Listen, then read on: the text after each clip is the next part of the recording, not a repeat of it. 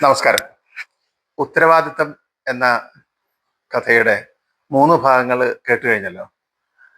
സ്വന്തം അസ്തിത്വം നഷ്ടപ്പെടുന്ന ഒരു തലത്തിലേക്ക് എത്തിയ വിഷ്ണു എന്ന ആ ചെറുപ്പക്കാരൻ പെണ്ണായി മാറണം, പെൺകുട്ടിയായി ജീവിക്കണം, ഉത്തരവാദിത്തങ്ങളിൽ നിന്നെല്ലാം ഒഴിഞ്ഞു മാറണം എന്ന ആഗ്രഹത്തോടെ അവൻ എവിടം വരെ എത്തി, അവന്റെ കഥ എന്തായി, അവന്റെ മനസ്സിലെ ആഗ്രഹങ്ങൾ നടക്കുമോ, അവൻ ഉദ്ദേശിച്ച രീതിയിലേക്ക് കാര്യങ്ങൾ നീങ്ങുമോ, നമുക്കൊന്ന് കേട്ടു നോക്കാം.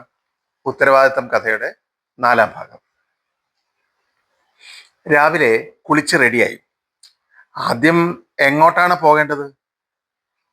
വില്ലേജ് ഓഫീസിലേക്ക് ആവാം. പേര് മാറി എടുക്കണ്ടേ? അതിനുള്ള അപേക്ഷ കൊടുക്കാം. പേഴ്സിൽ ആകെ 500 രൂപയേ ഉള്ളൂ. ബാങ്കിൽ ചെന്ന് കുറച്ച് രൂപ എടുക്കാം. അച്ഛൻ്റെ പേരിലുള്ള അക്കൗണ്ട് ഇപ്പോൾ തൻ്റെ പേരിലാണല്ലോ. ബാങ്കിലെത്തി നോക്കിയപ്പോൾ ATM മെഷീൻ കേടാണത്രേ. ഇനി ചെക്ക് കൊടുത്ത് പൈസ എടുക്കാം. ഒപ്പിട്ട ചെക്കുമായി കൗണ്ടറിൽ ചെന്നു. അവിടെ ഇരിക്കുന്ന പെൺകുട്ടി ആദ്യം നോക്കിയൊന്ന് ചിരിച്ചു. പിന്നെ അടുത്തിരിക്കുന്ന മറ്റൊരു സ്ത്രീയോട് എന്തോ സ്വകാര്യം പറഞ്ഞു. അവർ ഒരു അത്ഭുത ജീവിയെ കണ്ടതുപോലെ നോക്കി. പിന്നെ ആ ചെക്കുമായി മറ്റൊരു ഓഫീസറെ പോയി കണ്ടു. അയാൾ വലിയ കണ്ണട ഊരി മാറ്റി നോക്കുന്നത് കണ്ടു. ആ നോട്ടങ്ങൾ നേരിടാനാവാതെ ചുമരിലെ കലണ്ടറിലേക്ക് നോക്കി നിന്നു. അല്പം കഴിഞ്ഞപ്പോ കൗണ്ടറിലെ പെൺകുട്ടി വിളിച്ചു, ദേ ഇയാള് മാനേജറെ ഒന്ന് പോയി കാണും, എന്നിട്ടേ ഈ ചെക്ക് പാസ്സാക്കാൻ പറ്റുള്ളൂ. അതിനി എന്തിനാണാവോ എന്ന് വിചാരിച്ചുകൊണ്ട് മാനേജറുടെ ക്യാബിനിലേക്ക് ചെന്നു. അകത്തേക്ക് കയറിയ തന്നെ അടിമുടി നോക്കി ആശ്ചര്യപ്പെടുന്ന അയാളെ കണ്ടപ്പോ ആകെ വല്ലാതായി. ഈ മനുഷ്യർക്കൊക്കെ എന്താണ്? ഇവരൊന്നും ഇതിനു മുമ്പ് പെണ്ണുങ്ങളെ കണ്ടിട്ടില്ലേ? ഈ തുറച്ചു നോട്ടം അസഹ്യം തന്നെ. സാർ എന്താ കാണണമെന്ന് പറഞ്ഞേ? ഒരു ദിവാസ്വപ്നത്തിൽ നിന്നും ഉണർന്ന പോലെ അയാൾ പ്രതിവചിച്ചു. അല്ല, അത് പിന്നെ കുട്ടി, ഞാൻ പറയുന്നതിൽ വിഷമമൊന്നും തോന്നരുത്. ഇയാള് മുമ്പ് വിഷ്ണു ആയിരുന്നു, ഇപ്പൊ അല്ല. അപ്പൊ വിഷ്ണുവിന്റെ ഒപ്പിട്ട ഇവിടെ പ്രസന്റ് ചെയ്ത ഈ ചെക്ക് മാറാൻ പ്രയാസമാണ്. അത് കള്ള ഒപ്പിട്ടതായി പരിഗണിക്കേണ്ടി വരും. അയാളുടെ ആ പ്രസ്താവന ശൂലം കൊണ്ട് കാതിൽ കുത്തുന്ന പോലെയാണ് അനുഭവപ്പെട്ടത്. ധരിച്ചു നിൽക്കാനേ കഴിഞ്ഞുള്ളൂ. അയാൾ തുടർന്നു, പക്ഷെ കുട്ടി വിഷമിക്കുകയൊന്നും വേണ്ട. ഇനി പുതിയ പേരൊക്കെ ആയിട്ട് വില്ലേജ് ഓഫീസറുടെ സാക്ഷ്യപത്രവും ഡോക്ടറുടെ സർട്ടിഫിക്കറ്റും ഒക്കെ ആയി വന്ന ഇപ്പോൾ ഉള്ള അക്കൗണ്ട് ആ പേരിലാക്കി തരാൻ കഴിയും. പുതിയ ചെക്ക് ബുക്കും ATM കാർഡും എല്ലാം തരാം. മനസ്സിലായോ? നിർവികാരമായി തല കുലുക്കാനേ കഴിഞ്ഞുള്ളൂ. മാനേജറുടെ കയ്യിൽ നിന്നും ചെക്ക് തിരികെ വാങ്ങി പുറത്തു കിടക്കുമ്പോൾ ആ കെട്ടിടത്തിനകത്തു നിന്നും കുറെ കണ്ണുകൾ തന്നെ പിന്തുടരുന്നതായി അറിയുന്നുണ്ടായിരുന്നു. ആ കണ്ണുകൾ തന്റെ ദേഹമാകെ കുത്തി വലിക്കുന്നത് പോലെ. നിസ്സഹായായി പുറത്തേക്ക് ഓടി ഇറങ്ങി വില്ലേജ് ഓഫീസിലേക്ക് നടന്നു. വില്ലേജ് ഓഫീസിൽ ഒരു പൂരത്തിനുള്ള ആളുണ്ട്. ആ തിരക്കിനിടയിൽ എങ്ങനെയാ തന്റെ കാര്യം അവതരിപ്പിക്കാൻ എന്ന് സംശയിച്ച് ഒരു ഭാഗത്ത് ഒതുങ്ങി നിന്നു. നേരം കടന്നുപോയി. ആളുകൾ വന്നും പോയി വരുന്നു. ചിലർ തന്നെ തുറച്ചു നോക്കുന്ന പോലെ തോന്നി. ഒരു ചെറുപ്പക്കാരൻ അടുത്തു വന്ന് ചോദിച്ചു, പേനയുണ്ടോ കയ്യിൽ? പേന കൊടുക്കുമ്പോഴും തിരികെ വാങ്ങുമ്പോഴും അവൻ മനഃപൂർവ്വം വിരലുകളാൽ തഴുകാൻ ശ്രമിക്കുന്നത് അറിഞ്ഞു. മറ്റൊരാൾ ഒന്നും അറിയാത്തതുപോലെ തിരക്കിനിടയിൽ കൂടി അങ്ങോട്ടും ഇങ്ങോട്ടും നടക്കുന്നതിനിടയിൽ ദേഹത്ത് വന്ന് മുട്ടുന്നുണ്ട്. എത്ര ഒതുങ്ങി നിന്നിട്ടും അയാൾ പിന്നെയും കുറെ നേരം അവിടെ നിൽക്കുന്നത് കണ്ടാകണം. അകത്തു നിന്നും പുറത്തേക്ക് ഇറങ്ങി വന്ന ഒരു സ്ത്രീ ചോദിച്ചു, കുട്ടി കുറെ നേരമായല്ലോ, എന്താ വേണ്ടത്? എന്താ പറയേണ്ടതെന്ന് അറിയാതെ ഒന്ന് പരിങ്ങി. ഈ ഓഫീസിൽ നിന്നും എന്തെങ്കിലും കടലാസുകളോ സർട്ടിഫിക്കറ്റുകളോ കിട്ടാനാണെങ്കിൽ ദാ അവിടേക്ക് ചെന്നാൽ മതി.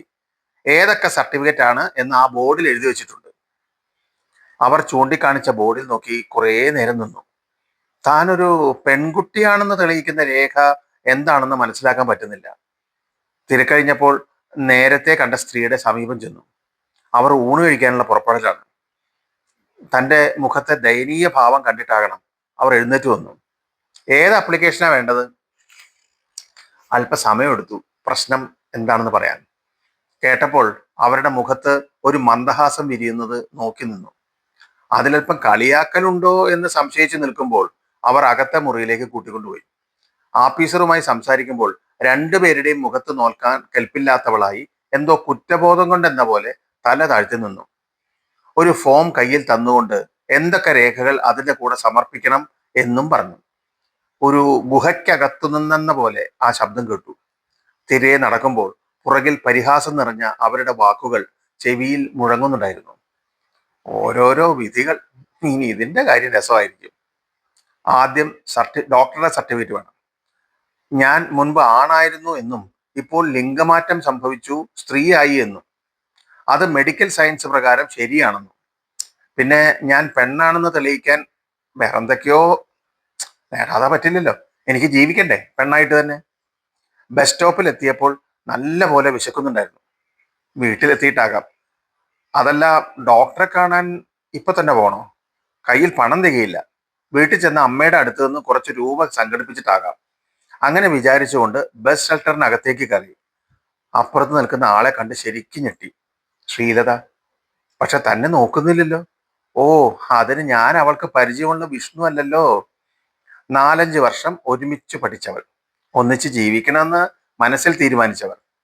ഇപ്പോ മനസ്സിൽ ആദ്യമായി എന്തോ കൊളുത്തി വലിക്കുന്നത് പോലെ, എന്തോ ആകർഷിച്ചിട്ടെന്ന പോലെ ശ്രീലതയുടെ അടുത്തേക്ക് നീങ്ങി. അവൾ ഇങ്ങോട്ട് നോക്കി, പക്ഷെ മനസ്സിലാകാത്ത പോലെ. അവളെ നോക്കി ചിരിച്ചു. തിരികെ പക്ഷെ സംശയം കലർന്ന ഒരു നോട്ടം മാത്രം. വീണ്ടും ചിരിച്ചപ്പോൾ അവൾ ചോദിച്ചു, ആരാ? എനിക്ക് മനസ്സിലായില്ല. ഞാൻ ഞാൻ കുട്ടി ഷേർലി അല്ലേ? അല്ല, നിങ്ങൾക്ക് ആള് മാറിയതാ, ഞാൻ ശ്രീലതയാണ്. അതും പറഞ്ഞിട്ട് അവൾ കുറെ കൂടി നീങ്ങി നിന്നു. തട്ടിപ്പുകാർ പല വിധത്തിലുണ്ടല്ലോ. പണ്ട് അവൾ തന്നെ പറഞ്ഞ ഒരു സംഭവമാണ്, സ്കൂളിലേക്ക് വരുമ്പോൾ ഇല്ലാത്ത ഒരു ചെറിയമ്മയുടെ പേര് പറഞ്ഞുകൊണ്ട് ഒരു സ്ത്രീയും പുരുഷനും കൂടി അവളെ പിടിച്ചു കൊണ്ടുപോകാൻ തുനിഞ്ഞതും നാട്ടുകാർ ഓടിക്കൂടി അവളെ രക്ഷിച്ചതും. ഇതിപ്പോ ആരാണാവോ എന്നവൾ വിചാരിച്ചു കാണും. പെട്ടെന്ന് ബസ് വന്നു. അവൾ അതിൽ ഓടിക്കയറി. തിരിഞ്ഞൊന്നും നോക്കാതെ അവൾ പോകുന്നത് കണ്ടപ്പോ ആദ്യമായി ഉള്ളിൽ നിന്നൊരു തേങ്ങൽ. ഞാൻ എൻ്റെ ആഗ്രഹം അതെന്നെ എവിടേക്കാണ് കൊണ്ടുപോകുന്നത്?